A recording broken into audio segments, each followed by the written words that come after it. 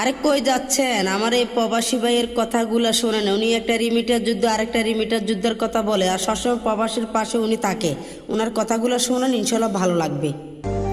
আজকে প্রবাসীদের নিয়ে একটা গুরুত্বপূর্ণ কথা বলবো, যদি সময় হয় তাহলে শুনে যেও। একটা প্রবাসীর এই প্রবাসের মৃত্যুর পর তার একটা আক্ষেপ থেকে যায় যে মৃত্যুর সময় সে কিছু একটা বলতে চেয়েছিল কিন্তু কেউ বলতে পারেনি, কারণ তার পাশে কেউ ছিল না। দেশে একজন মানুষের স্বাভাবিকভাবে একবার মৃত্যু হলেও একটা প্রবাসীর এই প্রবাসের মাটিতে কয়েকবার মৃত্যু হয়। দেশে একজন মানুষের মৃত্যুর পর তাকে 10 ঘন্টা বা 8 ঘন্টা 12 ঘন্টার ভিতরে তাকে দাফন করে দেওয়া হয়, অথচ একটা প্রবাসীর এই প্রবাসের মাটিতে মৃত্যুর পর তাকে 15 দিন 20 দিন বা 1 মাস 6 মাসও থাকা লাগতে পারে। একটা প্রবাসীর মৃত্যুর পর তার ভিতরে কিছু থাকে না, শুধুমাত্র এই যে বডিটা দেখেন সেটাই থাকে। একটা প্রবাসীর এই প্রবাসের মাটিতে স্বাভাবিক মৃত্যু হলেও তাকে তার শরীর থেকে সবকিছু বের করে নেওয়া হয়। এই কষ্টটা প্রবাসীদের আদি থেকে অন্তর।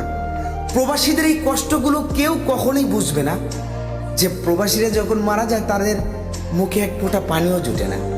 পরিবার পরিজন আত্মীয় স্বজন সবাই তাদের জন্য হাজারি কান্না করে, অথচ একটা প্রবাসীর এই মৃত্যুর কষ্টটা অনেকেই জানে না। তাই আজকে এই ভিডিওর মাধ্যমে বলে দিলাম, কখনোই কোনো প্রবাসীর পরিবার প্রবাসীকে কষ্ট দেবেন না। একটা প্রবাসী এই প্রবাসী অনেক কষ্ট করে, তা হয়তো আপনারা জানেন না। দেশের মানুষ বা অনেকেই প্রবাসীদেরকে কটূক্তি করে কথা বলে, আপনারা জানেন না।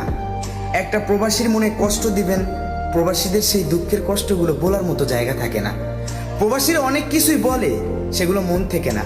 সত্যিকার অর্থে দেশের যদি একটা পাখিও এই প্রবাসের মাটিতে দেখা যায়, মনটায় চায় যে ওই পাখির পা ধরে চুমো করি, কারণ ওইটা তো আমাদের দেশের পাখি। প্রবাসীদের জন্য সবাই দোয়া করবেন, ভালো থাকবেন। আল্লাহ হাফেজ।